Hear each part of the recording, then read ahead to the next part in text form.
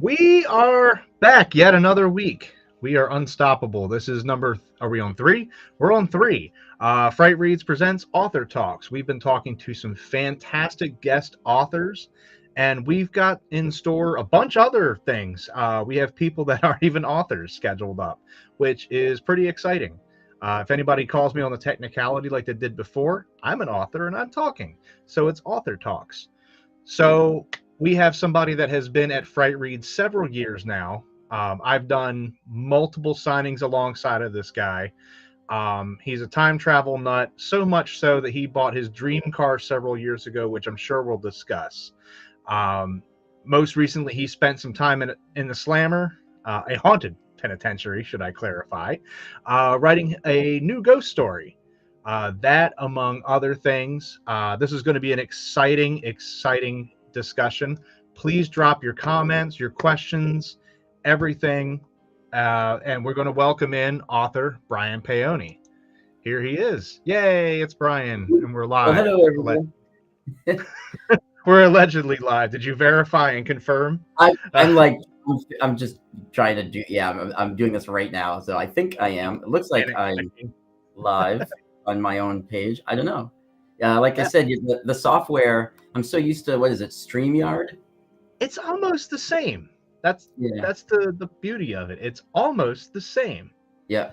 It's not, but it's almost.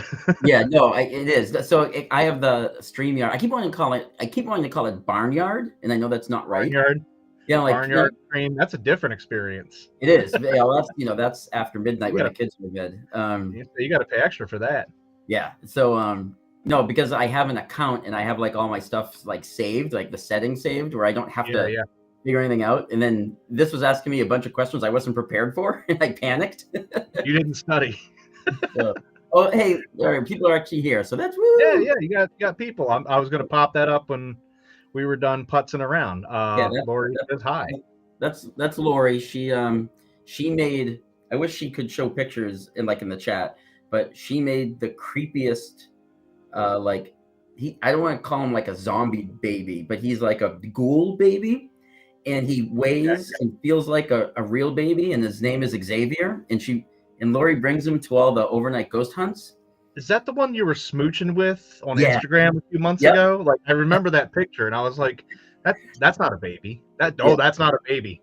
Yeah, it's a baby, but it's not a baby." No, it's so creepy because he's proportionately correct, and the weight is correct, and when you hold him and then you look at him, and I love him, and I'm definitely afraid of him at the same time. So.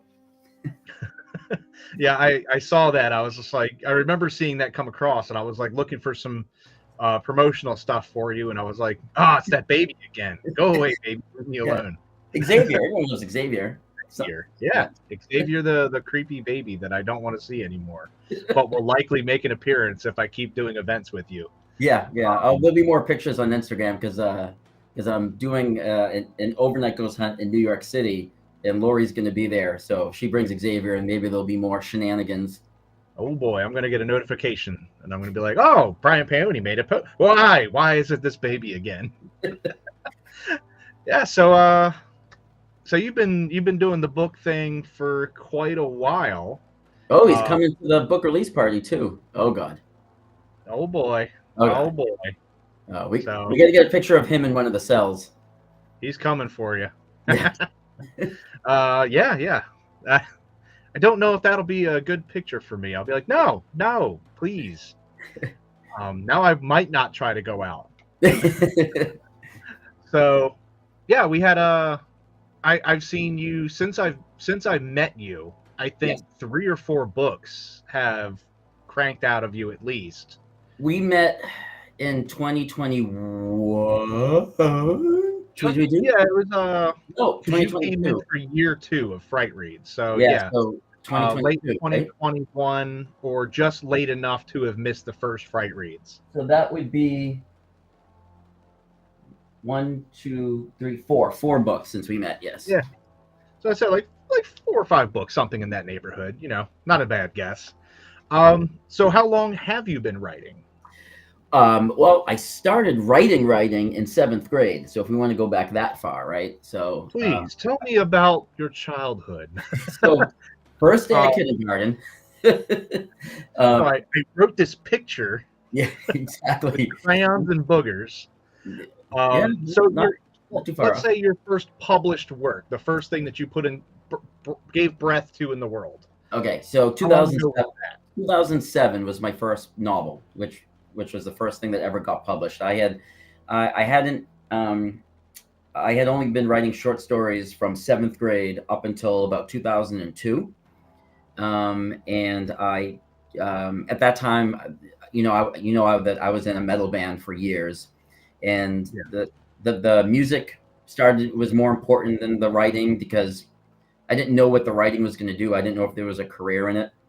I was literally writing stories and only keeping them for myself, and kind of putting them in the proverbial shoebox.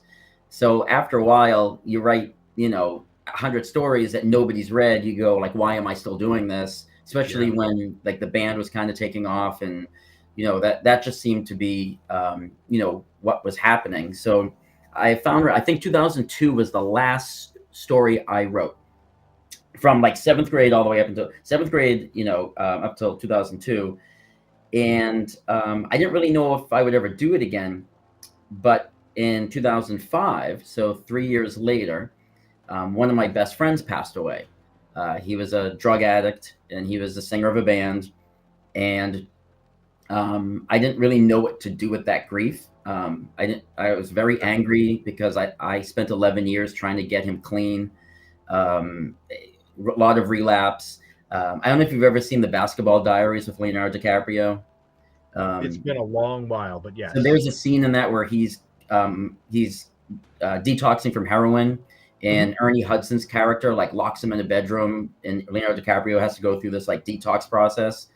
I did that one weekend with David. It wasn't as intense as the movie portrays, but it was one of those things where I made him stay with me for 72 hours while he detoxed off of heroin. So when he died, I felt betrayed, or I felt like I could have done something more. Yeah. And I became somewhat self-destructive, to be honest. And for about 18 months, I was pretty miserable and pretty self-destructive. And at the time, I was living with a roommate, and she's like, "You're an author, or you used to be, or a writer." She's like, "Why don't you just write about it? Why don't you take the grief? Why don't you plug it in that way? Do something healthy and be cathartic, as opposed to instead of just raging around the room and being mad at the world for a year and a half." I mean, it was pretty awful. I was, I think of like the 2 lowest times of my life, and that's like one of the 2. So I started writing. When you met me. What's that? Every time I hang out with you, it adds another. It's a rung on the ladder. It can get worse. Yeah. And so I started writing, and I didn't know what I was going to do with it. But what's funny is, because I'm a fiction author, it's the only format that I know. I wrote the book, even though every word of the book is true, and it's told in first person through my eyes. I could give it to you, and you wouldn't know that it's true, or you don't have to know anybody involved, and it will read like a novel, because that's how I know how to write. Yeah. So it's not like a biography. It's not even truly a memoir, because I'm not even talking to the reader. I'm not even talking to, like there's no like soliloquy. But you're telling a story in the end anyway. Exactly. And this could be fiction the way that I wrote it. And I've had a lot of people who have bought this book who don't know me at all, don't even know David at all. But the premise of the book was interesting enough, where you don't need to know anybody, because I don't write it like it's a biography, right? It's not a bunch of dry facts. It's not a bunch of, you know what I mean? So it very well could be fiction, because I wrote it that way. And I don't know if that was a good thing or a bad thing, but it certainly sold a lot of copies right out of the gun. And and I was not expecting how many copies I sold. I was selling them faster than I could make them. And when I say make them, at the time, this is 2007, we didn't have Ingram and Amazon and all that. I was using a company in Rhode Island where they were printing the book in plastic spiraling the edges. You know what I'm talking about, right? Yeah, Where if you yeah. pull hard enough, the plastic pulls apart and you can get Yep, the yeah. right. No back cover. There was a front cover, no back cover. It Man. was the most unprofessional thing ever. But what I did do, the smart thing that I did was I bought an ISBN for it, even back then in 2007. So I was able to track the sales. And then in 2008, mid 2008, end of 2008, I can't remember. The book had been out almost a year.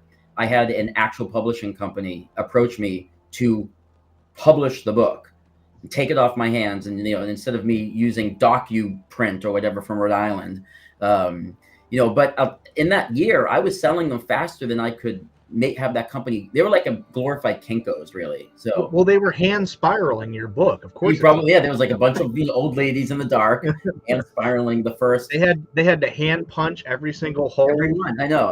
I used to work at Staples and Office Depot, and actually I know that process because I used to have to do that. So really, it's not as tedious as you think. There is a machine, but you do have to take essentially each book, put it into the press, pop the holes, so it's just like hole punch on steroids. Yeah. And then there's this wheel that spins, and you prep the wheel to your actual like bind to start with, and you put it against that wheel, like super rudimentary, and it just goes that's right cool. through it, and you pull it away. So somebody had to do that for. They're probably just sitting there like, son of a bitch, if he doesn't stop selling these books. I know, right? And then when the orders stopped, they probably missed me. Oh, we kind of missed that guy now. Right. But their business tanked because of you, because you left. Yeah. So I got signed to a publishing company, a small press, that's now defunct, and that's a whole nother story.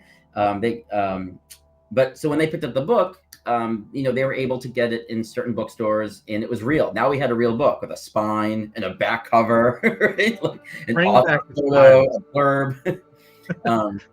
Bring back the spiral, Brian. Yeah, I know. But here's the funny thing. I signed every copy of the Spiral original paper the first year that they were printed.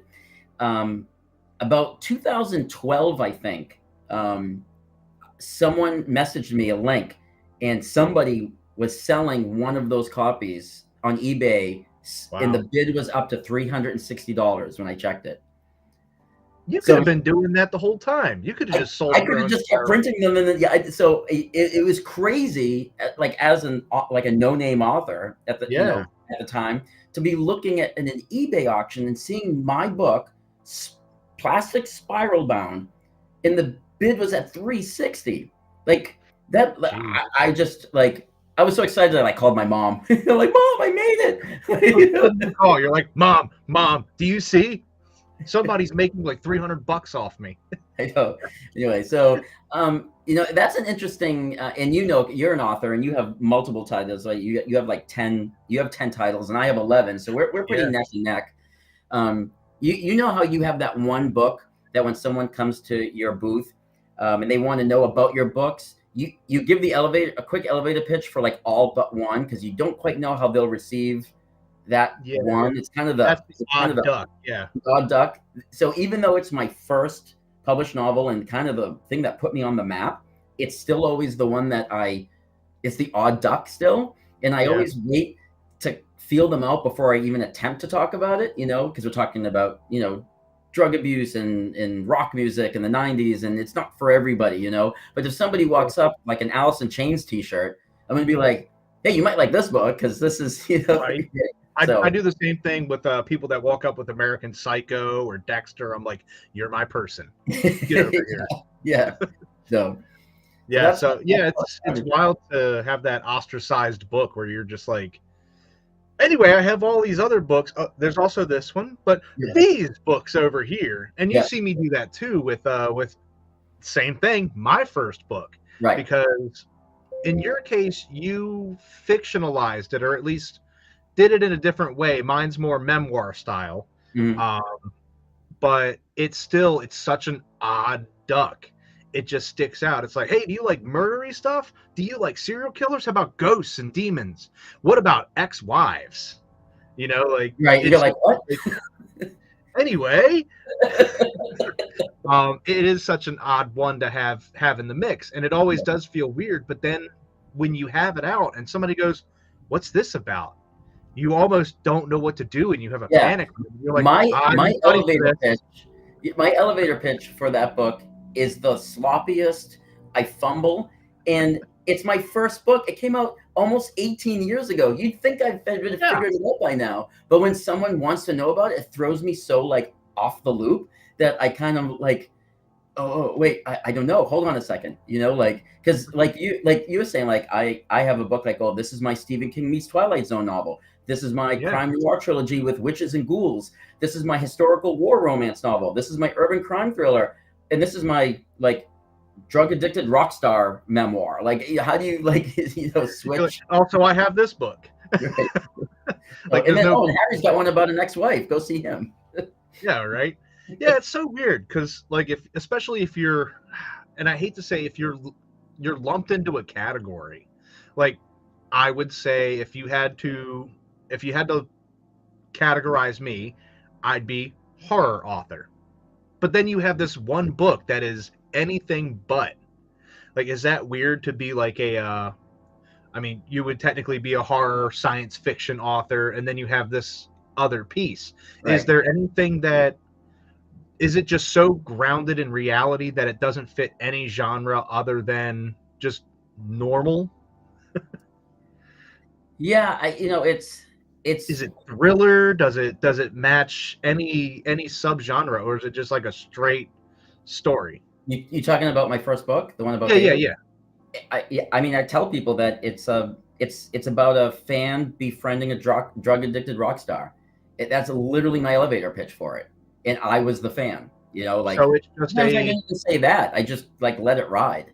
Because if I start Huh. talking more, that's when I start like fumbling over the explanation. And I sound like an idiot. Like I don't know what I'm talking about. Yeah. I So sound like someone trying to sell your wild. book because the cover is purple. Hey, you leave Ryan alone. Ryan does his best. This book it's red and it has a bird and the bird is probably in a story somewhere. So it's wild that this is a weird, like, probably a first revelation of this moment live here on everywhere that we're on that would let us have it.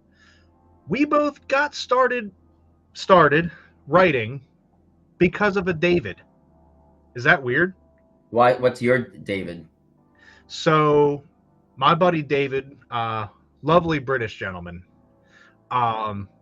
very, very, very fell out of Doctor Whoville, 100%. David was a good dude, and we would talk about, like, he had a crazy ex, and I wrote a book, so did I. And I would just share him these stories and these wild anecdotes and expositions of stuff that happened. Like, prime example of my favorite one. This is the most harmless story. Nobody's bad or good or wrong or anything. This is just a very harmless story. I shared to him at one point in time that when we were looking for a venue to get married, my ex took it upon herself. Not you and David. Not me and David. But my ex took it upon herself to find a church, messaged me and said, I found a venue. And I was like, all right, dope. Works for me. Let's keep on trucking. And she said, by the way, we're Baptist now. Just like that. And I was like, huh, I'm pretty sure there's some kind of ceremony involved. There, I got to raise my hand, sacrifice a chicken. We do a dance at midnight in the moonlight. Something has to happen for this to like convert or transition over. It's not like going for tacos, right? I mean, it's got to be. Right? So, funny story about that. To caveat on that, so how quickly I was able to be converted to Baptist without even being there. Like I was able to remote in. You tell her baptized or whatever. I don't know. So my ex, when we had split, her boyfriend person, he had been like, I guess his family was like traditional, and he wasn't allowed to date anybody that wasn't Hispanic. And I asked at one point in time, because I remember this got brought up in an argument or something. I gained this information somehow. And while we were fighting at one point in time, I yelled at her. I was like, how does that even work? Do his parents even know you're not even remotely Hispanic? And she's like, I am. I converted. Oh my God.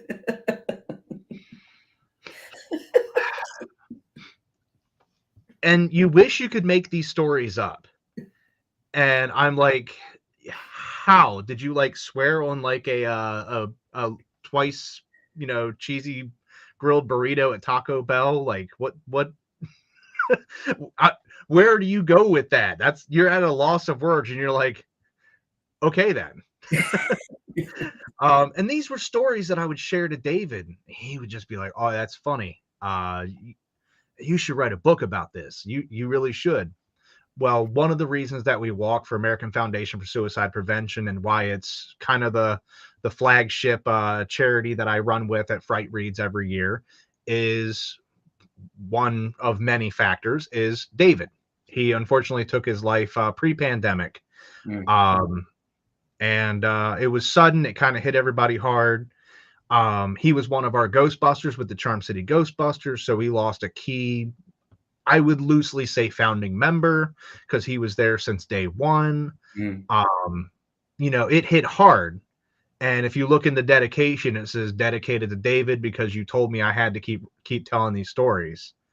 So it's wild that both of our first books are David centric. Yeah. Two different Davids, and two different circumstances, but Right. at the same time, that same remorse and same guilt and anger that you had. I think I finally stopped being angry maybe a year or two ago. Like Mhm. it took a while because I was just mad. Because then you start running through the same as you did, the scenarios, and you're like, what if I would have said this? What if I would have did this? What if I would have been here for this instead of doing this thing? And you start what ifing, and unfortunately, no scenario that you throw yourself into can change or prevent what's going to happen. Yeah. And it's funny because as my author career progressed and got to the next level and climbed and we are where we are now. It's like bittersweet, right? Yeah. 'Cause I honestly don't think I ever would have written a novel. I know you're not supposed to call memoirs novels because novel implies fiction, but I have a hard time calling it anything else only because of the way I wrote it. But I don't think I ever would have written a novel if David hadn't died. Now, it's like this bittersweet thing where, of course, I'd rather have him here, right? It's not, Sure. I Yeah, mean, obviously. I shouldn't even have to say that, but I look back and I think if that didn't happen, I don't think I would be where I am today with all of this, That fire wouldn't have been lit.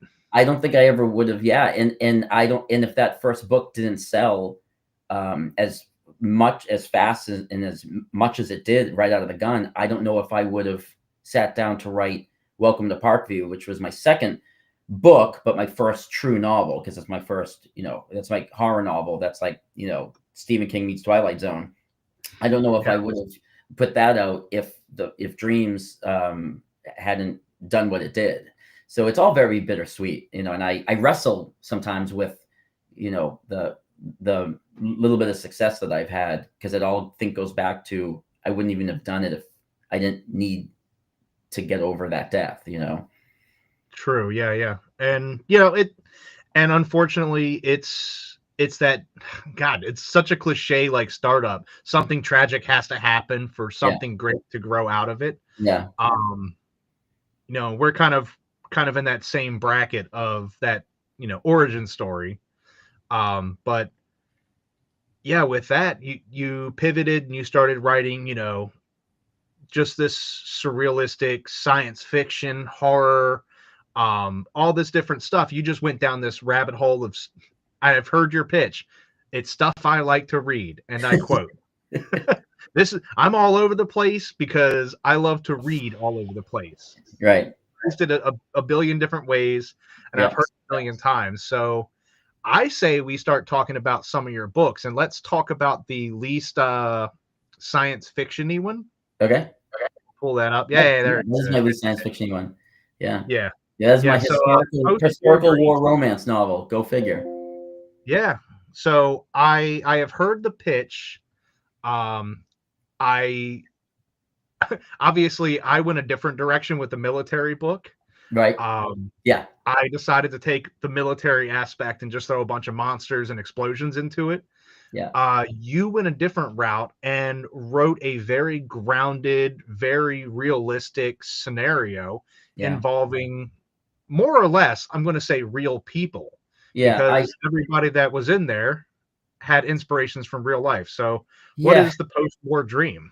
So it's a historical war novel about the Falklands War. It's about a Royal Marine who goes back home to England after fighting in the Falklands War that happened in 1982. And I flew to England and I interviewed 10 different vets from the war over the span of 8 days. Some of them, I took them out to breakfast to interview them. Some of them lunch. Some of them were, let's go to a pub and get as shit faced as possible. And, you know, it all based on like their personality, what they were willing to do. I interviewed, you know, what we would consider like E2s and E3s, all the way up to officers like O4s and O5s in the war. And then the major generals. You went from privates to like colonels and whatnot. Exactly. And I reached out to these people, obviously months, you know, this took months of planning to set up locations, dates, times. I had no wiggle room. So if someone canceled, thankfully nobody did. But if someone did, I wouldn't be able to reschedule because I had every block of time was set up. And the major general brigadier of the entire war, like the Schwarzkopf of the Falklands, let me into his flat in London. We sat down in his living room and he let me ask him anything I wanted. And at the very back of the book, if anybody has the paperback or the ebook, or if you go to pick up the paperback and the ebook, the last page is a picture of me and him standing in his flat in London. It was so amazing that the highest rank, the guy who is literally calling the shots for the war, let me come in and interview him. And what I did was I took all of those interviews and I made a composite character, right? So I took a little bit of everybody's story and I created a new human being that does not exist in real life. And then I dropped him into a very real war. And the battles are real that he fights. Those are all historically accurate. I did more research. I did so much research on this that my ex-wife said at the time, she said, you know, you could teach a college course on the Falklands War with how much stuff you know about this war right now. Right. But I modeled it after the Born on the 4th of July setup, where Born on the 4th of July spends a tenth of the movie in the war itself in Vietnam. And then 90% of it is what happens when he comes back. Yeah, the post-war stuff is. That's what the book is about. The book, only the opening 2 chapters are the war, and he winds up disobeying a direct order. And because he accidentally gets his buddy in line next to him killed. And if he obeyed an order, the guy would still be alive. So when he flies back home nobody flew back home. Sorry, they took the ships. When they shipped back home. Of course, England won the war, so his whole neighborhood, they want to throw block parties. His buddies want to on the book. They want to get him drunk. They want to cheer. Yeah. So he comes home to fanfare, which he doesn't want because he's dying inside with hero's remorse and survivor guilt and PTSD. So he winds up spiraling into like, you know, a little bit of depression. Him and his dad become estranged over it. And he winds up getting into a fist fight in a pub over somebody who, instead of like congratulating him, even goes the other way and is like, oh, you think you're some big tough Marine, you know, and they wind up getting into a fist fight. He winds up getting so hurt that he has to be taken to the hospital. And at the hospital, he meets somebody who is the only thing that can seem to get through the darkness and slowly start to get him out. So the book is less about the war and more about the mental stuff that he has to go through when he comes back to real life, when he has to go like food shopping with his mom and people want to like slap him on, like clap him on the back and like high five him, and that's like he's dying. You know, that's just not where he is, and that makes it worse. You know, it actually aggravates the situation until he has that big fight in the bar, which is the trigger incident to bring in the character that is gonna start to put them together. But all those people I interviewed, yeah, they composite. I took every single one of them gave me something that I built him with. So I Frankensteined him out of all of those people. So he's just an amalgamation of everybody's stories just put into like one guy. Yeah, which is awesome. Right. And that, yeah, and that makes that character extremely multifaceted too, because you're not looking at this one person and their personality. You can play with everything. If one guy had a weird quirk where he liked a certain kind of tea, you could take that and mix that with a particular sports team that the other guy was a fanatic with, and take those two pieces of personality and make that into one person. Yeah, so we had a lot of fun. One of the guys that I interviewed was at a pub, and he was drinking, and he started to cry, and he started telling me his war story, and he was crying, very emotional. I mean, it was you know, and I didn't know what to do. Do I hug the guy? He's a stranger, but he's crying, and I'm buying him beers at the pub, and what do I do? There's a scene, probably my favorite scene in the book, as the author to write, and I think came out really well, was the neighborhood throws him a block party. He winds up getting shit-faced before the block party so he can get through it. So he shows up drunk. And I used the gentleman that I interviewed in the pub who broke down. I used that experience and I turned it into a block party where he had too much to drink and he breaks down at the block party. Okay, yeah. So you took that situation and that was inspired to create that scene. Right. And that's obviously two different levels of story, but I did a lot of that with Fubar. Like there's a lot of real moments that were inspired from my deployment, inspired from the loss of a few friends, indirect fire, all that other fun stuff that I got to deal with. And then my favorite part, the coming home aspect, as you mentioned, that's the hardest thing, is when you were, I'm sure it was a little different in the 80s and they're even less connected than we were able to be. Like, oh my God, I had Facebook. Right. I could be on Facebook 4 to 5 days out of the week, any given week. They don't know the struggle.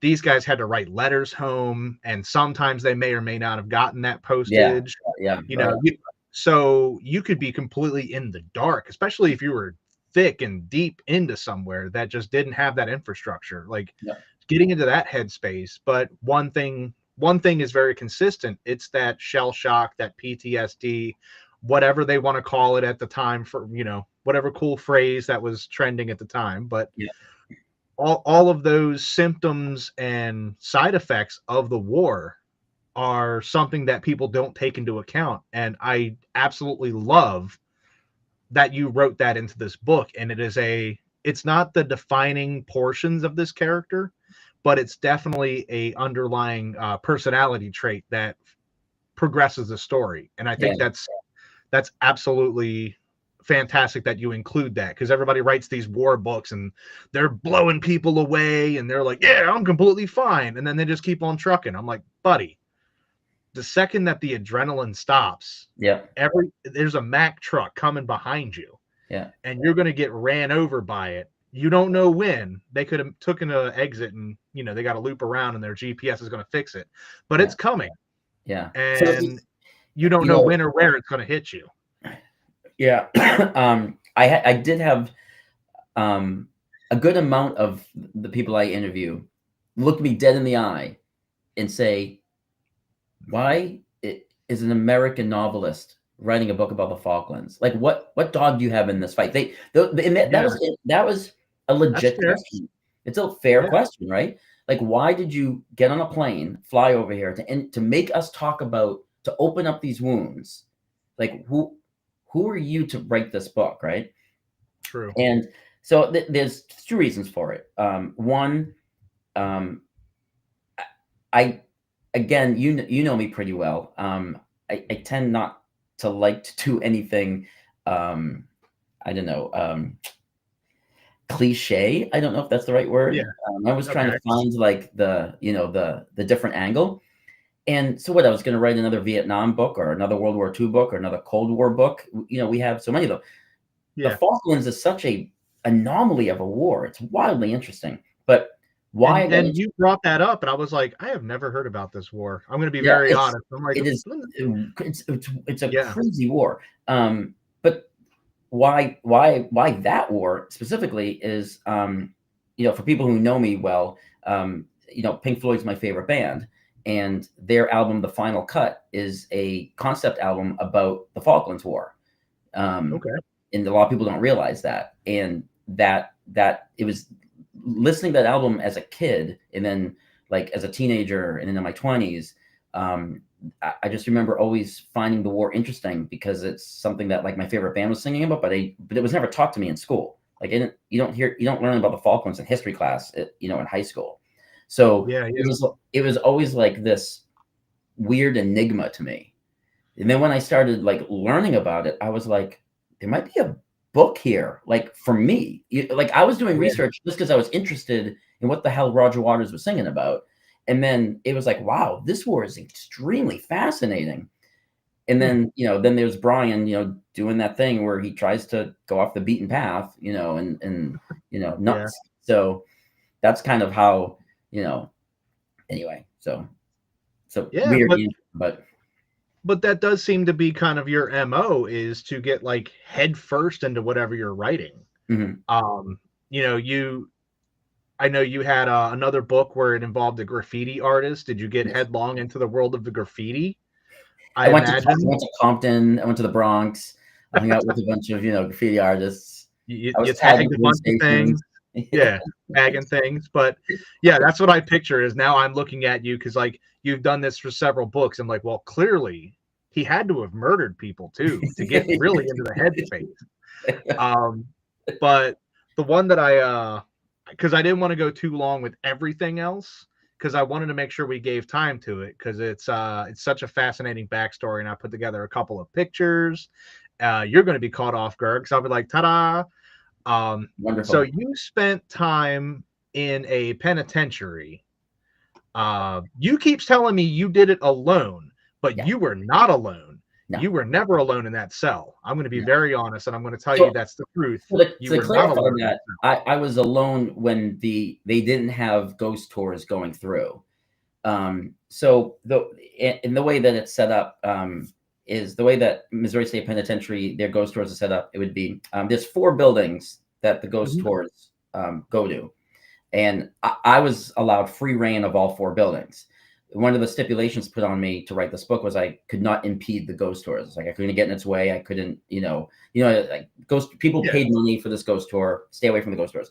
they don't want to see the So guy tapping away on a keyboard. right. So when I would get there, I would get the schedule, so I knew the times of all the tours.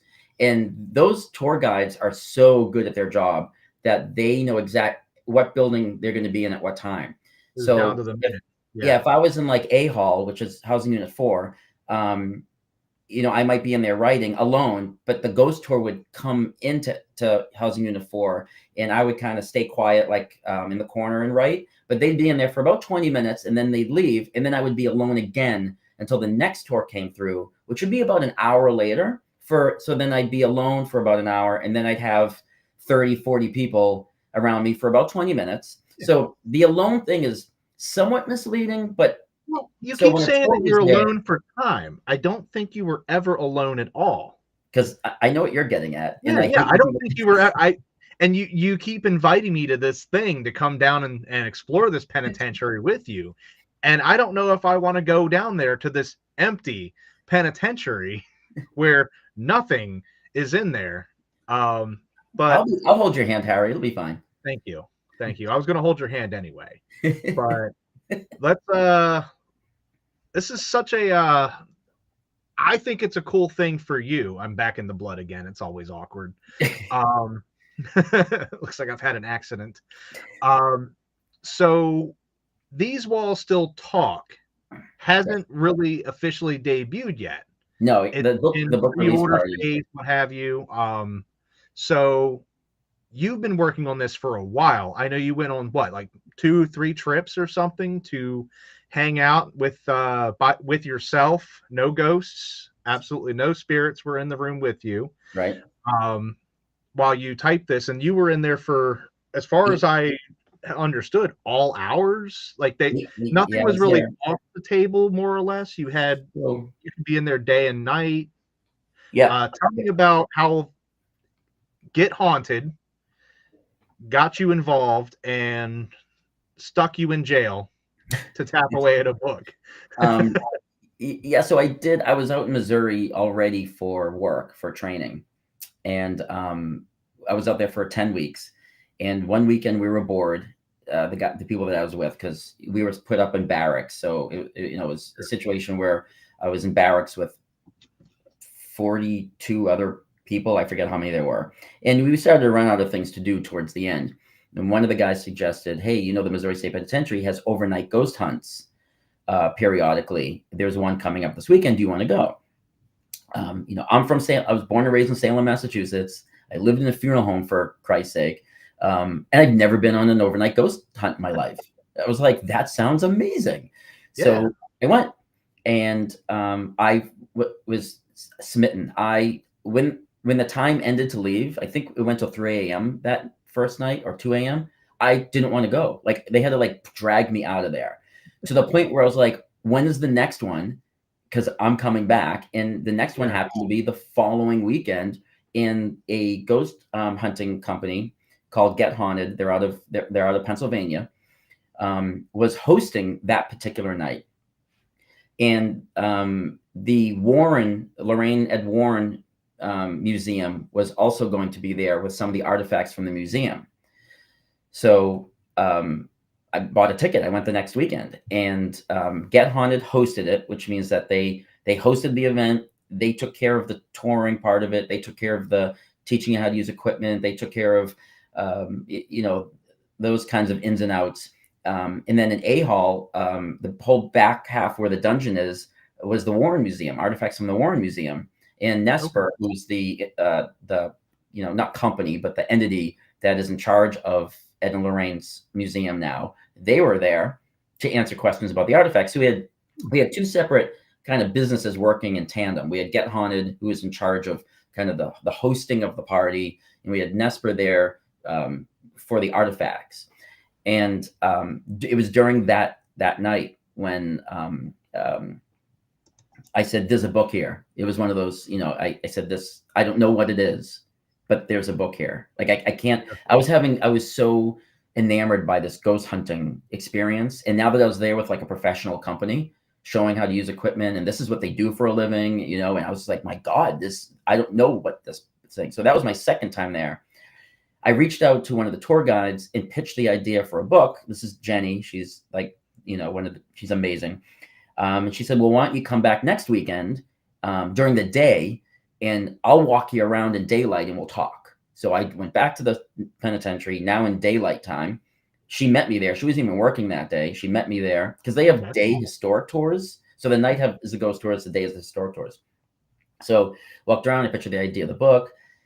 And I wish I could remember exactly how it happened. I don't remember, but somewhere along the lines of us talking, it was brought up, like, wouldn't it be cool if I could write the book there, at night, while ghost hunts and ghost tours are going on around me? But it was more of wouldn't it be cool if, not how do we make this work? Wouldn't that be kind of cool? Ha ha ha. And I think Jenny may have been like, well, why can't you? And I was like, I don't know.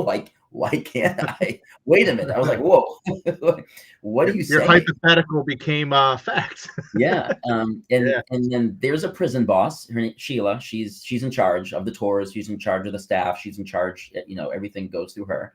And I believe it was Jenny that ran it by Sheila, kind of pitched the idea. Yeah. And then I talked to Sheila, and Sheila was like, yeah, she's like, let's meet. How much time do you need? Here's your rules. Here's your do's. Here's your don'ts. Here's your can'ts. Here's your cans. And I was there for 8 weeks. Wow.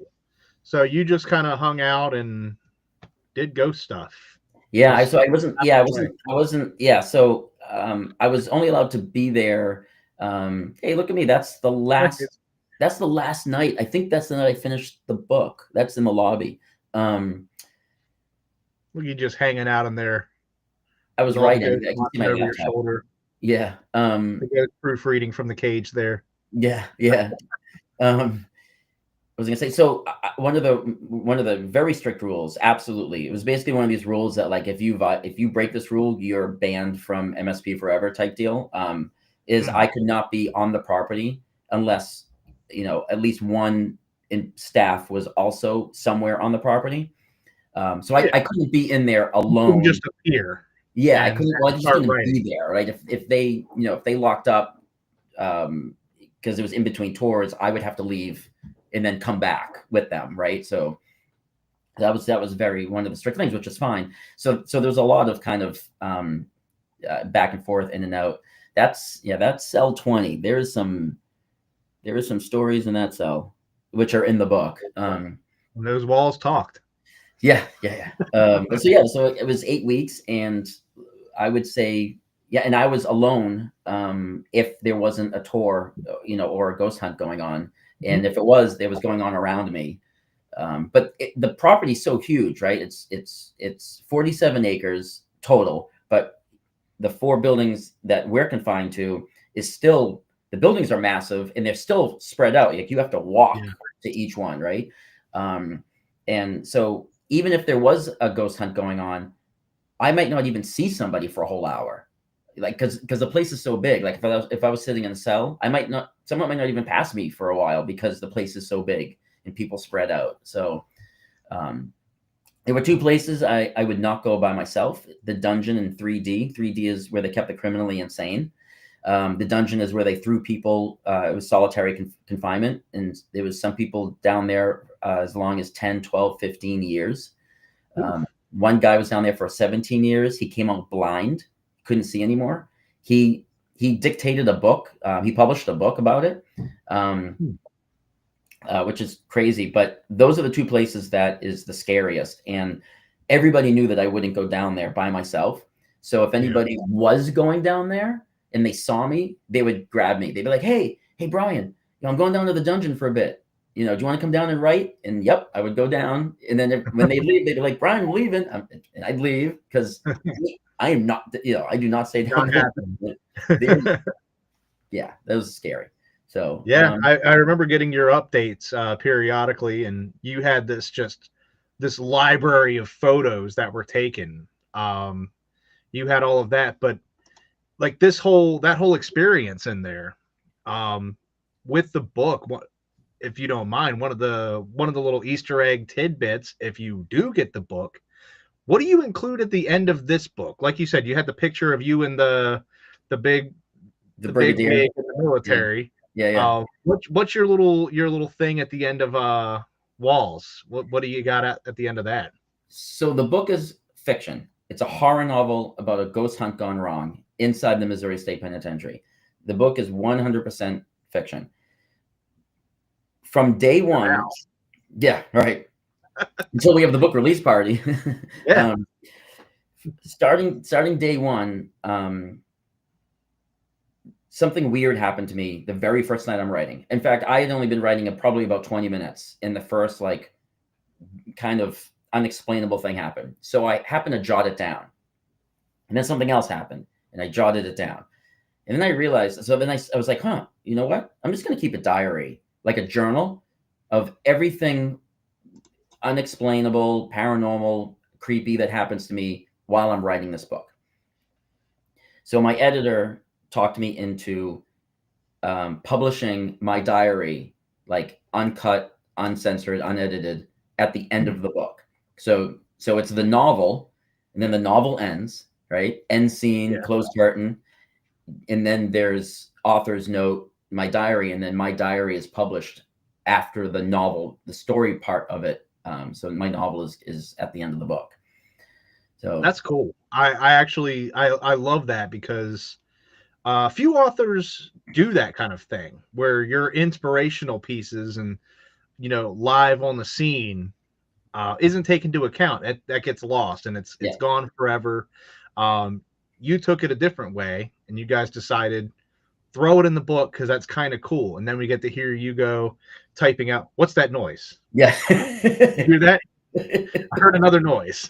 It's literally every ghost hunting TV show. What was that? Did you feel that? Did you hear that? I'll tell you what was scary. There was a bat in A-Hall. We named him, well, Reese, one of the tour guides, named him Barney the Bat. And he was in there almost the entire 8 weeks I was. And Barney became like my buddy. And he's in the diary a few times. And when I would get like really scared in A-Hall, like let's say it was like pitch black outside, we were in between tours, right? So I knew I was completely alone. A-Hall is where the dungeon is. Sometimes I would talk to him just to make myself feel better. I'd be like, so like, because it's pitch black in there. It's just the glow of my laptop in this. Barney, how's your day? So I'd be like, hey, Barney, you sleeping? You up there? And then he would like chirp. He'd make his little like bat noises. Yeah. Right. But he was known to swoop at people. Oh boy. He swooped at me once, and I almost pooped my pants because I didn't know he was swooping in the dark. Is that in the diary? That needs to be in the diary. Poop pants, change pants. Barney the Bat. I'm sure he's not there anymore, but yeah, he turned into my little like comfort buddy up in the rafters because I could hear him like chirping all the time. Hey, you'll find out if he's still there because don't you have the what? So I guess that pivots into, you've mentioned it by name a few times, the book release party. So you're done. You have no more ties to this penitentiary. There's no reason to be in there after dark, but you did anyway.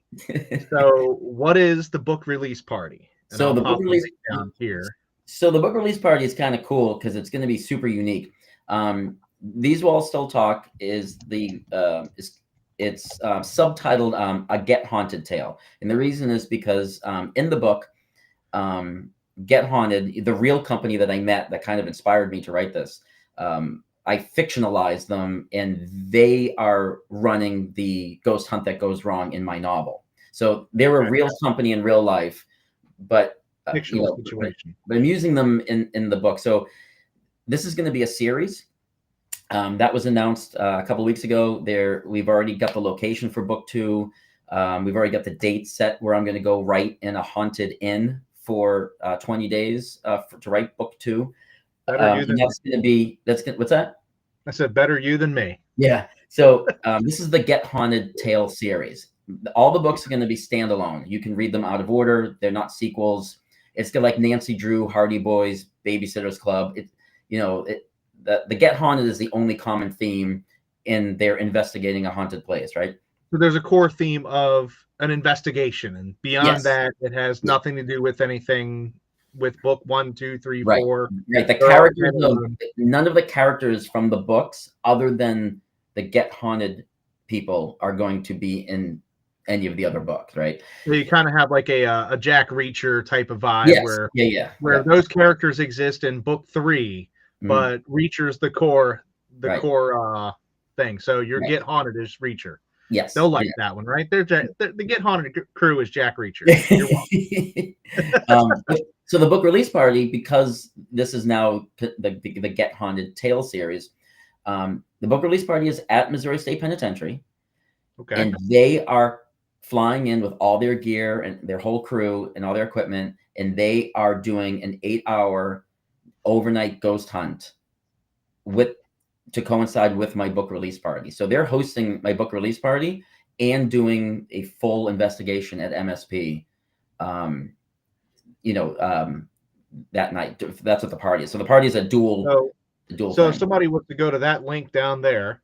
Yep. There is only and do the whole experience, the whole gamut. Your book is there. They get to meet you, and they get to meet the infamous Get Haunted and do a Get Haunted tour. Right. It sounds like, is that the general synopsis? Yeah, and and I'll be taking people around and showing parts of the penitentiary where different scenes take place. Let's go to the dungeon, or this is where chapter 4 happens. Introduce them to Barney. Yeah, to Barney the Bat. So the thing, maybe he could scoop down and poop your pants in front of the public. yeah, right. I What mean, a book signing. It's not a real party till you would be poop the your third time. But there is the one thing I do want to say is the penitentiary, Sheila only allowed us a number of people, because they can only have a certain amount of people on the property for an overnight ghost hunt. There are some strict rules. So this isn't one of those things where it's not an infinite number of tickets. We were given a pretty small number. And once they're gone, that's it. There's no finagling. There's no, please let me in. I mean, it's like we're allotted X amount of tickets. So I know we have sold, I know they've been selling quite a bit. I don't have an exact figure, but the closer we get, the shorter the gap is. So if anybody does want to go, there's the link, because once they're gone, once it says sold out, there's nothing that even I can do. Like, I'm not even gonna be able to pull strings with Sheila, because there was a very like hard and fast number that was allowed to go. So, I mean, as long as my schedule allows, I know I'm one of the ones that's going, oh wait, the tickets will still be there. I'm going to be at Frightreads this fall going, damn, I should have went. So I'm looking at possibly doing it. So it sounds like it's just it's just a full experience that you and Get Haunted are putting together. Yeah. And it's not just a ghost hunt. It's not just your typical book release. It's not any of that. It's all of that. Yeah. And the cool thing about Get Haunted is they bring all this like real like professional ghost hunting gear that you see in like on the TV shows and movies. And they don't just sit there and use it and then you watch them. They explain like how it works, what they're doing, and then they let you use it. They're like, you want to try? And then you're like, oh, I get to touch this, and I get to walk around with this, or I get to put these headphones on, or I get to put they're very interactive with. So you're not just there as an observer, you're investigating with them. You get to do what you see in the TV shows with them, as opposed to watching them do it and watching their results. They want you to do it and get your own results and then talk about it. And that's why doing an event with them is so unique. I don't know anybody else who really hands over all this gear and wants you to do it. And then, you know what I mean? Like, they want you to investigate too, like alongside them, you know? And we're also possibly going to have like a scavenger hunt with like prizes throughout the night. Like, pictures of the characters or the staff will be hidden in different cells. And the first person to take a picture of them all get a basket of a signed copy of like all of my novels, or I don't know. We're gonna think of some sort of like prize, some sort of grand prize. Yeah. For whoever finds the most pictures of you pooping your pants when the bats. Pretty much, yeah. Anybody who finds Barney the Bat skeleton, can get it. But we're gonna have snacks and coffee and all night too. I mean, this isn't just you're gonna show up and you're gonna be on your own. It is gonna be pretty structured, but also very a full experience. Free to do what you want. Yeah, it's a whole experience. So you mentioned that they put the tools in the hands of your guests. Yep. When you got to link up with Get Haunted, did you get to use any of their tools, and which one was your favorite? Do you know what the Estes method is? Yes. Okay, so I've only ever seen it in movies and stuff, and they let me do it in the gas chamber. So I had the headphones on, the goggles, right? And you're listening to the frequency and you're listening to voices and stuff like that. And I did it in the gas chamber. So I'm sitting in the gas chamber chairs are the original chairs where everybody who was killed in that gas chamber. Everybody was gassed, yeah. Right? These aren't like replicas or anything. Like, these are the actual chairs where these people were killed or put to death. Yeah. And so, so they hand all this equipment over to you. I mean, they show you how to use it, and they're there with you. Like, they talk you through it. They want to know what you're seeing, what are you hearing, so I did get to use that when I was there with them. That was fun. An experience, because I've only ever seen that in movies and TV shows, know. I mean, we all know the famous part in Insidious at the end where she's got the big gas mask, right? And he's listening and someone else is, Specs is scribbling. It's not doesn't look like that, but Not it's as dramatic, yeah. along the same lines, right? So Yeah. that was kind of cool to do. And Rob, who's the the owner of Get Haunted, we did a EVP session down in 3D, where we got some like voices. Somebody asked, "Is there a God?" That was the question, and we didn't hear anything. And then Rob played it back, and we heard a roar, like something roared, like a almost, I don't want to say the word demonic because we don't think there's anything demonic there, but there was definitely like a guttural Something evil response that none of us Yeah. heard, but we all heard it when he played it back. And that gave me the goosebumps. I was like, whoa. I was like, what? So I did a ghost hunt with a different group. I don't remember. We were called upon by the Charm City Ghostbusters. Were called upon to be the eye candy, arm candy. It's kind of cool to just walk around with a bunch of guys with proton packs on a ghost hunt. And it's like, well, this could be the worst ghost hunt ever. There's one. You're welcome. You're welcome. Bills in the mail. So one of the coolest things was getting to talk to the different hotel staff, getting to like really learn some backstories and some weird, awful stories. The I think the part that not freaked me out, but it was just like, this is unsettling. We went down to the basement and we used you're familiar with the spirit box, right? It plays radio frequencies, and that's what we used when I was in the cast for your thing. Yeah. So it's kind of like that, except this was called the Skelter box, and it flips through reversed Charles Manson interviews. Already why? Spirit box is already weird enough. Why do we got to make it worse? So we did that, and then that transitioned into the nursery box, which I was just like, who designed this? An evil person, a person that just wanted to invoke fear into the world, because the ghost part doesn't bother me. It's your stupid box. So the nursery box, as the name dictates, played children's nursery rhymes sung by a creepy choir of children, played backwards, the whole thing. Nope. So we got a few potential hits. You know how you think you heard. Why would anybody want to do that? So the kids one was because there was the stories go, legend says, as they say, during the Great Depression, a set of parents took a nosedive off of the balcony, and took their child by the hand before taking flight. I guess lost everything, et cetera, et cetera. It's the Great Depression. Everything's plummeting. All is bad, so on and so forth. And they took the plunge. There have been rumors of a child giggling. There have been, sometimes people will see a ball roll down the hall and they don't know where it came from. Stuff like that. So they tried to invoke the child spirit. After a while, I got bored and I was like, I'm going to go wander by myself. Well, I know you've met Steve, who does Frightreads, and he's a ghost hunter. This is what he does, and he loves all of this stuff. And I'm going to try to twist his arm to come out and see this whole penitentiary thing. But he's like, "Where are you going?" I was like, "By myself." And he's like, "You don't do that."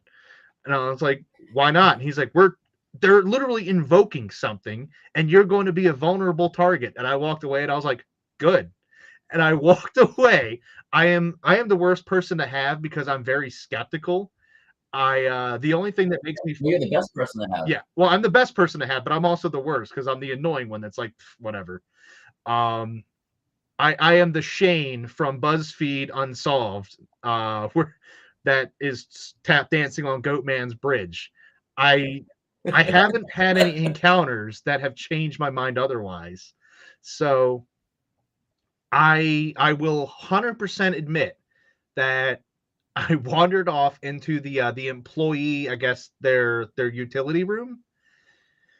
When the loud banging slammed something down, that was my poop my pants moment. I didn't have a bat though. I had a loud bang. I assumed whatever ghost was coming to get me was getting me, and that was that. I screamed, the cleaning lady screamed, the ghost screamed, like we all freaked out. Nobody was It's ready like the for it. scene in E.T. and when E.T. and Elliot meet for the first time, and they're like, "Ah!" I think because I went, ah, the lady screamed, and then I screamed even harder, which made her scream even more. And then I think somebody from our haunt group wandered down the aisle because there was so much commotion. Like, what did you see? And I was like, Louise, I believe is her name. She's very nice. She was doing laundry loudly, might I add. But yeah, I wandered off, and still, again, no supernatural occurrence, just a human interaction. But for lack of a better term, scared the shit out of me. But yeah, I showed you the picture I of haven't. I showed you the picture of the hands coming through the bars, right at Yeah, MSP. yeah. I've seen all of your art, if you will. That still to me is the greatest photo of a ghost I've ever It's seen, really and it good, happened while I was and it's there. really good. But Yeah. at the same time, uh, I didn't see it. I didn't take the photo, so I'm going to look at you and go, yeah, sure, that's weird lighting. Because that's how I am. So that's why I really want to come out to this thing. And I did a ghost hunt in Pennsylvania. I don't know if Terry is watching this. Oh, it's Terry. Terry yeah, Heather the Graham's Terry, guy. the Yeah. Terry. So Terry was hosting it, and I had a door. Lisa was. If Lisa's still on here watching Yeah, this, maybe. the one that she Xavier's Yeah, mom. Um, we had a bathroom door. After I said, "Okay, well, fuck it. If you're not going to do anything, I'm leaving." As soon as those words came out of my mouth, the door that was 6 feet from me, that was completely yeah. open, slammed shut. And they say everyone who was there said they've never seen a human run up a flight of stairs that fast. Didn't even touch a single I don't stair. even remember touching the stairs. I was like, when Just like the floated. Flintstones run or like Scooby Doo runs. I just all I know is that the door slammed and I was on the third level of the house like immediately. I didn't even know how I got up there. Yeah. See, and I would have been like, there's a draft. It's old house. There's a draft. Coincidentally, when I insult whatever entity is here, yeah, I am the best and worst person to take along on these things. So I really do want to come out. Prevent me from coming out and being skeptical by buying all the tickets at this link. Because if I come out there, I'm going to be the biggest party pooper that you've ever met. I will sit in the dungeon, and then they'll finally come find me, and I'll be like, "Oh, I'm just sitting here hanging out with my homies." And then Brian will poop his pants and immediately leave the dungeon. Oh man, Just hanging out with Barney. He's a ghost now. Yeah, he probably is at this point. Yeah, I don't know what the lifespan of a bat is, or a bat inside of a penitentiary. I don't know. Yeah, because I don't think he knew how to get out. Because there's only like the door. The place is so massive, and the door is like not small. It's small. It's people size. Like I don't think he even knew how to get out of the of the building. Well, he got himself into this mess. Yep. Yeah, it's wild. Like I love. I mean, we could do an entire story about your more or less successful ghost hunting experiences, and my just sitting around going, anything, please, anything. The only freak out moment, my poop my pants moment, aside from the cleaning lady, like genuine, like we explored. This is back in my youth. I was probably 19 or 20, and we broke into a burned down all girls college, something like that, all girls school of sorts. And there was a classroom that you had to go down a flight of stairs. Like there's nothing around you. This is all like exposed out open air, except for these two steel doors that open up to a classroom that, unbeknownst to me, had 0 windows, and 2 dickhead friends that slammed the doors behind me. Ugh. I wasn't scared of whatever evil entity was looking at me. Dude, there could have been like raccoons in there, snakes, a giant tarantula, a homeless man. Like yeah, it was so dark. You couldn't see, and this is pre-cell phones. I couldn't just go, all right, guys, whatever. Flick, flashlight, and then all the, that Pee Wee moment when he flips on the headlamp. Um, Yeah. have my little moment. But yeah, there's nothing. Like, it is just void of any kind of light. And I just remember I gave it the King Leonidas Spartan kick to that door, busted one of the guys. I think his thumb got dislocated, and I popped him in the nose. And the other guy was laughing so hard he peed a little. I mean, it was great. He's like, you got scared. And like, yeah, I don't know what's in there. Yeah, it was a ghost. No, I mean like living, weird, creepy, alive things. I don't know what was in there. We didn't scout So ahead. the dark that you're talking about, the dungeon has that darkness. They call it cave dark. Yeah. Where you can't, if your eyes are open and you even do like You this, you still can't even see Yeah. your hand. That's what the dungeon is, because the dungeon is underground, no windows, No natural light, no and nothing. it's a horseshoe. So by the time you get to the backside of the horseshoe, even with the door open to the dungeon, and even if you had the light from like the hallway pouring in, you've gone far enough around where you are. Closing your eyes is brighter. That's wild. See, I'd be interested just Like that was my joke. I was like, when I was in the dungeon, closing my eyes was brighter, so it's yeah. Yeah, and it sounds like fun to me. I would probably go down there and mess around. And it's funny because I'll play games like Phasmophobia, and I'm terrified playing the game because I know something's supposed to be in the room with me. There's guaranteed because the computer program says so. In real life, dude, I am just bold.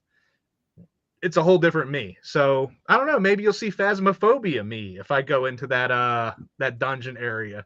You'll see me just like nope, nope, nope, slowly just like power walking my way to whatever light I can find. We can hope. Yeah, it's fun down there. Sure. Eye roll. It's fun. He says with such enthusiasm. But and now that we have like the location and the dates all booked for what's going to be book 2, I'm going to Kentucky to a building that is considered Kentucky's most haunted like structure. And it's been many things through the years. It was a post office, it was a brothel, it was an inn, it was a train ticket station at one point. It's been around since between 1830 and 1860. I think they don't have an exact build date. It's had a good run. And next to it is an old Civil War cemetery. So they get a lot of shadow figures and like what they hear. They see things that have to do with like wartime out in the cemetery. But inside the house, it's called the Ditto House, and it's the last name of the person who supposedly built it or lived there first. I'm not sure on that. So DITTO. And if you even Google it, there's all these articles about it being like just absolutely 100% like certified haunted. And the people who own it, Ernie and Denise Pack, and they've been gracious enough because they're so excited and enthused about what I did with the penitentiary novel. They suggested to open their home to me for me to write a book 2. I didn't even know there was going to be a series or a book 2 until I met them one night in New Jersey at a supernatural soiree that Get Haunted hosted on the Battleship New Jersey. And we got to talk. We were talking, and Wade, who's in charge of the Warren Museum, introduced us to each other, and we were just talking. And they're just like really, really excited to have me come and crash with them for like almost a month when it's all said and done, to write book 2 again on location, but in a different location. And the two things that they have the most is they have giggling children, and then the children climb into bed with you. Like you can feel them on the mattress with you. Thank you. And there's a documentary was just released yesterday or the day before. I remember I sent you the link. And they did a 40-minute episode on the house. These ghost hunters came in, and in one of the scenes, Denise writes the word "hi" in chalk on a kid's chalkboard and leaves. And when they come back, nobody went in the room, also drew on the chalkboard next to where she wrote "hi." Nobody went in that room. Okay. Right? Really weird. And then the second thing they have is there was a salesman, traveling insurance salesman, back when it was an inn, and he would stay there and they would gamble there, and he was caught cheating. And theory is that they murdered him. The people, that were playing the card game killed him. And they see what they think is him constantly in the house. And he's so frequent that he just becomes like, they're like, yeah, he's just there. And you go, well, like when it becomes so normalized that they see him. And he's got a weird name. I can't remember. It's like Silas or Silos. I can't remember what it is, but I'm going there in May for 5 days for research and outline purposes only. So I'm not going to write. I'm going to write anything to do. I'm not going to write any part of the book during those 5 days while I'm there. I'm going purely to just for research, and then outline the plot, outline the novel. Talk to the owners. I get to stay there. I get a feel for the place, get the layout, hear the history. Do things so I'm not saying I might be pronouncing his name wrong, or I think it's 1830. Like I want to come back with accurate notes, full research, right? And then I'm going for 15 days. So I'm going for 5 days in May to do the research outlining, and then going for 15 days in July into August to write the book. So they're giving me 20 days, which I can do. But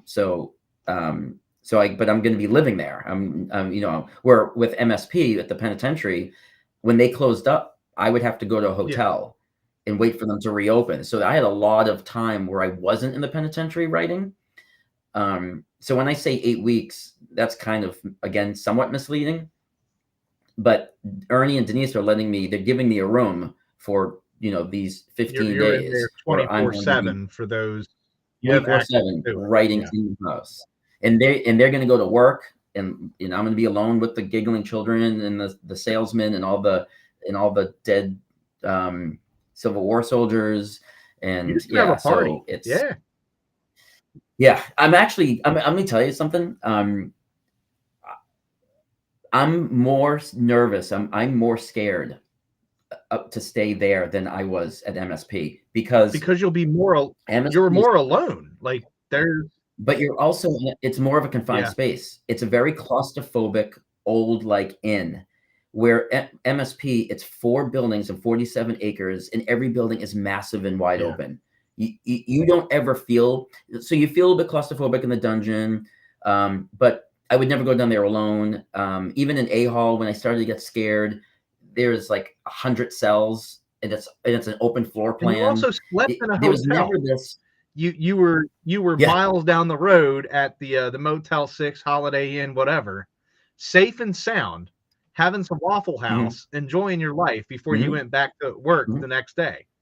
Right. You don't have that opportunity. So that's what a wild thing. When they, even like Denise says, we're gonna go to work, Brian. We work, our normal 40-hour work week or whatever. She's like, we won't be here. Like, you're going to have to just deal with it. And I was talking to them through, the camera, and behind her, they're talking, and a door closed by itself as we're talking behind her. And she just got up and opened it and sat back down. I was like, she's like, yeah, welcome to our house. So if you watch that documentary that I posted the link to of the house, 90 minutes after they bought the house, like after the sale was done, they were kind of like walking through the house after being new homeowners. And within the first 90 minutes, a door closed on Ernie. So he set up a camera, opened the door, and asked whatever was there to do it again. And it did it on command, on camera. And if you watch that link that I posted, it's in the very beginning of the documentary. You don't have to go very far. It's like in the first 4 minutes where they showed the video. Yeah. So they're like, they were there for, she said 90 minutes. They were they were doing like their first walkthrough as new homeowners, and doors are closing on them. Nice. Yeah, So, I mean, that sounds yeah. cool, and it's awesome that this is Yeah. going to. Obviously, there's going to be a book 3, and I'd love to know where that location will end up being. We have that location already scoped Okay. out. I've already talked to the owner of that location.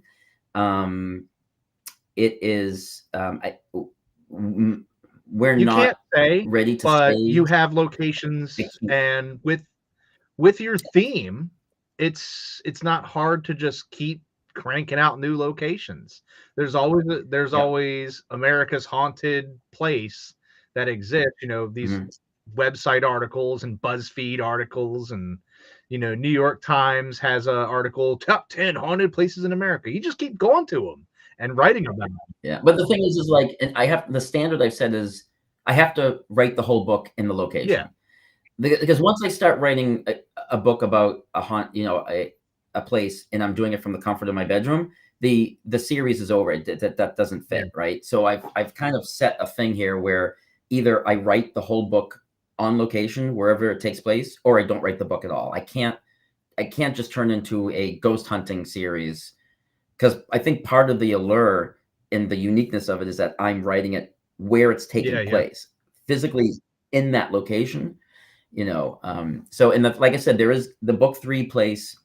The owner is really excited. He's on board. We just have to do a couple admin housekeeping things before I can announce it, because I can't start saying it if we haven't 100% It's got to be locked in. made it a done deal. And then it's one of those things like, oh, what are you doing, like telling people about it? And we haven't really but there is like book 3 location that is pretty much set in stone. I just gotta get the the last thumbs up. That's awesome. So. I mean, it sounds like a cool opportunity, and something this great to fall into your lap, and who better to write it than somebody that's it's been fun. Barney the Bat. Barney the Bat wrote the last one. Your ghostwriter. I know. Barney the Bat's amazing. May he rest in peace, and/or whatever he's doing. And maybe not. He's like Schroeder. He's like Schroeder's bat. Is he in the rafter? Or we'll find out at the the event. You know what I should do? I should give a free signed copy of another one of my books if whoever spots Barney first. If you can find Barney. Do they get additional books if they poop their pants? They come shuffling over to you. So I saw Barney, and I need the restroom. There's 2 books. Congratulations, buddy.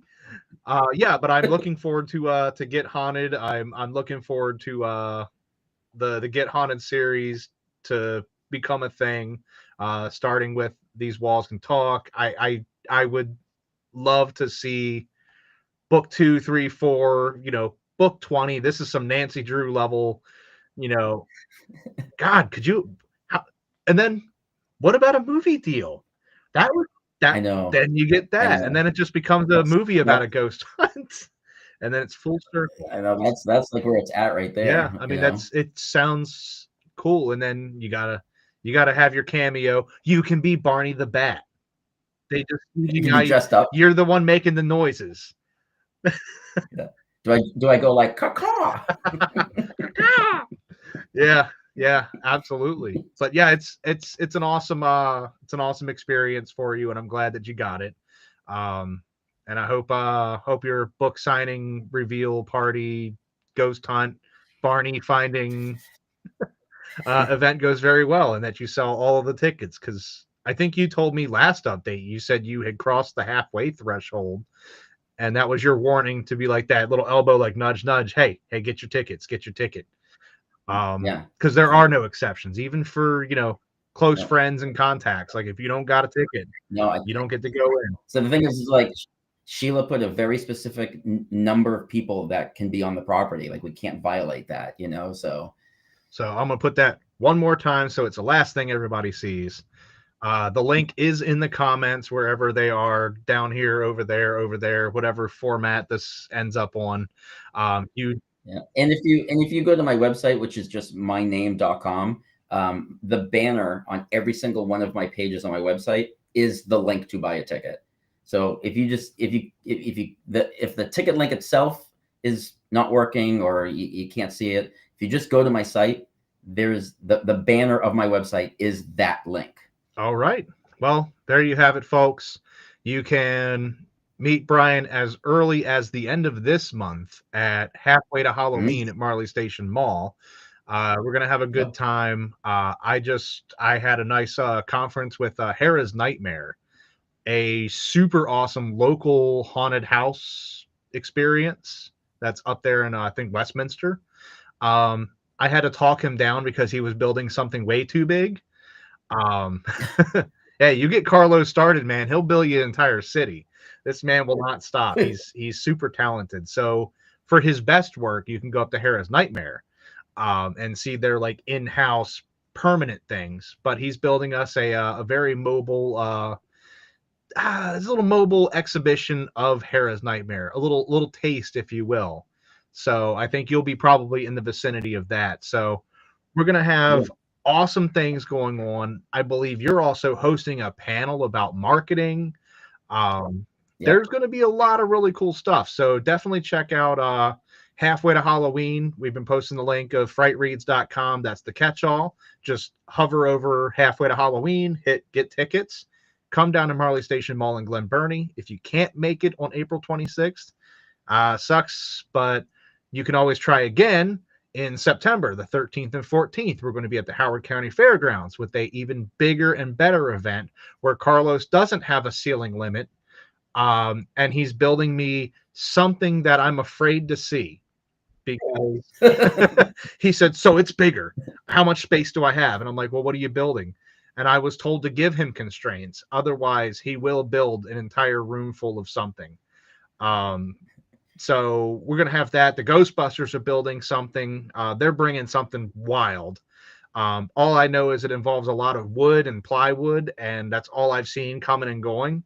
And they requested a certain amount of space, which is more than the Ecto one.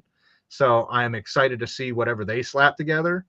There's a lot of really neat things that we're able to do at the new venue. So in either case, Halfway to Halloween is going to be a fun experience. You could watch some awesome movies at the theater, meet the cast and crew down the other end of the hall, or wait until it's September and come see us out in the middle of the fields, and we're going to have a great time with whatever that turns into, because it's getting pretty big. Did you see you've seen some of the guests, and you actually pulled some strings and pulled one of them in.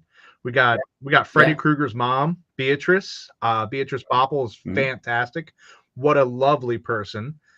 We have the Super Troopers cast member, Eric Stolhansky. He's not booked because of Super Troopers. It's Club Dread. There's your horror connection. You're welcome. But we got the rookie rabbit himself coming to join us. We have Patty Mullen, who played Frankenhooker. There are still names that I won't disclose right now because this is live and not already has happened. So we have a handful of awesome authors. Always see that list on frightreads.com. But you came to me with an interesting question. You said, would you be interested in Jane Jensen? And I kind of just stared blankly, and I was like, I'm not opposed. And the gears had to turn and go down the Troma road. I had to go to Tromaville for a minute, and I was like, oh, Tromeo and Juliet. Okay. Yeah. No, 100% connection. Plus a fantastic industrial music artist. I went down the rabbit hole of her Spotify, and I was like, yeah, I vibe with this. This has been a while since I had an industrial phase, late 90s, early 2000s, like around when The Matrix was popular. That was around that window of time. Then it kind of piddled off into whatever it turned into. And I was like, oh, I'm back, baby. I'm back.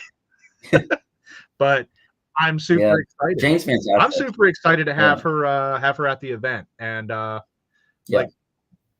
well, you're just full of special guests. I'm always willing to take the suggestions. But you can thank Brian when you come up to Jane's table and you get to say hi.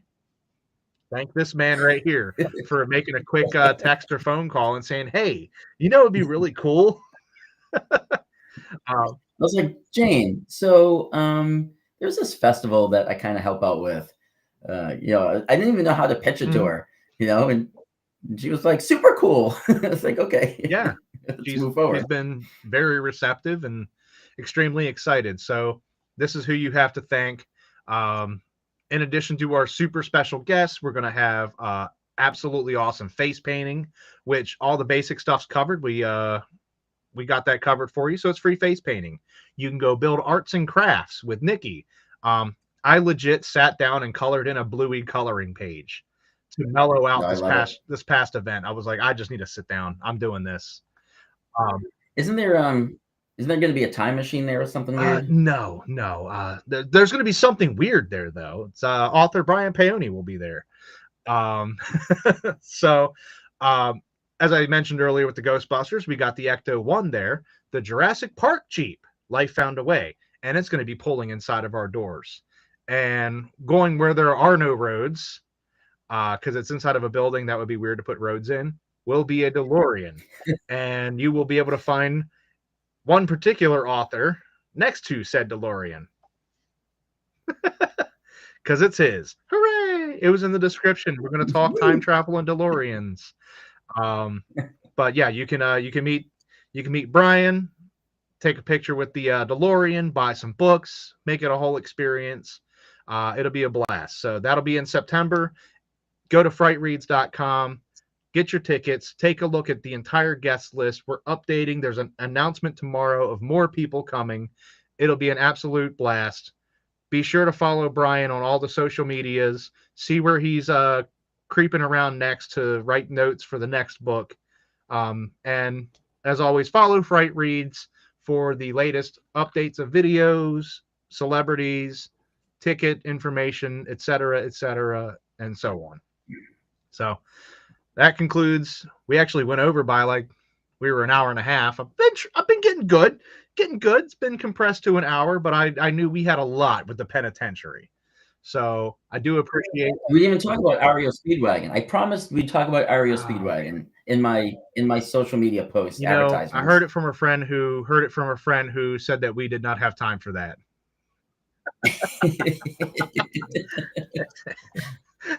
Oh man, yeah, these are all deep cut super jokes built in of our many experiences at sightings together. REO Yes. Speedwagon was a very open and stuck to threat. If nobody came to see us discuss our books, we committed. A horror Yeah, name. well, we committed to it and we delivered. Can't say we didn't deliver. So thank you everybody for viewing, chiming in. You did have a comment. I'm sure you saw it in passing. Darcy had commented that you're her favorite author, and she will have all of your books read by the time Fright Reads happens. Which, That's a boy, tall that's tale. I mean, a tall. 5.5, 6 months, something like that. Yeah. That's a commitment. Um, Yep. yeah. So we'll hold her to that. It's here. It's written. We'll for posterity, we'll pull it back up one more time. This is legally binding. She will have to have them all read. So quick, write like 47 more books and publish them like one a day. They'll all be haikus. Haikus. I'm in. Haikus. Will they be haikus from the prison? About Yes. all haikus about Barney the Bat. Barney the Bat. Bat's Yes. haikus. Well, I should do a children's book about Barney now, like a tie-in. why not? Why not? It writes itself. Barney the Bat, who hangs out in a, well, I don't know if you can use a haunted penitentiary. That might be a bit much for the kids, but I'm sure Barney the Bat Or on adventures. Barney's dead and he's a ghost hanging out with the other ghosts. Maybe. There's something there. You know? Maybe. I'm gonna flesh You that walked out. into that building and you said, there's a story here. You looked at that bat Yep. and said, after crapping your pants, there's a story here. Yeah. All right. Well, thanks, Brian, for tuning in and doing this whole thing. It's always a blast. We haven't done this for what, almost 3 years since the last iteration of it. Yeah. My God, been slacking. But it's great to have you. Great to talk about the penitentiary. All your great books. Check out brianpaone.com for all of his books. All the links you can get them at pretty much any bookstore that you want. Just ask them for them if you don't see it on the shelf. Or you can hold off and buy every single book from him, like Darcy, and read them by September. And come out and meet Brian at both events, Halfway to Halloween and Fright Reads Book Festival. Details at frightreads.com. Thanks, and we'll see you next weekend or next week for our. Are we back on? No, we're still on Tuesdays. Still got a Tuesday one. We'll be back 8 o'clock Tuesday night next week. See you there. Thank you for coming, Brian.